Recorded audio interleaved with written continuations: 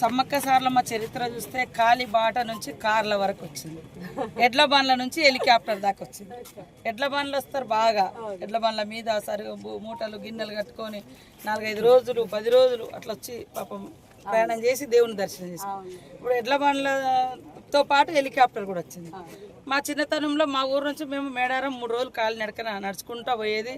ఎక్కడ వాగుంటే అక్కడ వాగి తిని వండుకొని మళ్ళీ నడిచి మళ్ళీ పోయి 3 రోజులకు ఆడ చేరుకునేది. సో ఇప్పుడు కార్లు వచ్చినాయి.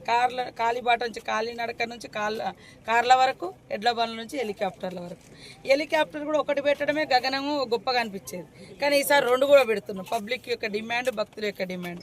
ఆన్లైన్ సర్వీస్ కూడా ఉంది. వరంగల్ నుంచి అయితే 31,000 పెట్టిరు మేడారం వరకు. వితిన్ మేడారంలో అయితే 4,000 రూపాయలు, 4,800 పెట్టిరు. 4,800 పెట్టడం జరిగింది.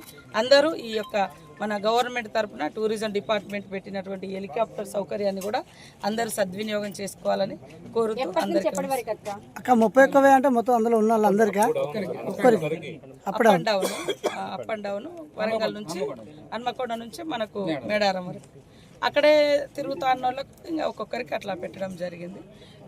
మన 28వ తారీఖు నుంచి ఈ రోజు నుంచి 31 వరకు. మనకు అప్పుడు జాతర అప్పుడే ఉండేది. వీళ్ళు ఈ రోజు వారం ముందే పెట్టడం జరిగింది. సంతోషం. ఇంట్రెస్ట్ ఉన్న వాళ్ళు, ఓ 4 రూపాయలు అదనంగా పే చేసుకునే శక్తి ఉన్న వాళ్ళు అందరూ కూడా దీన్ని వినియోగించుకోవాలి.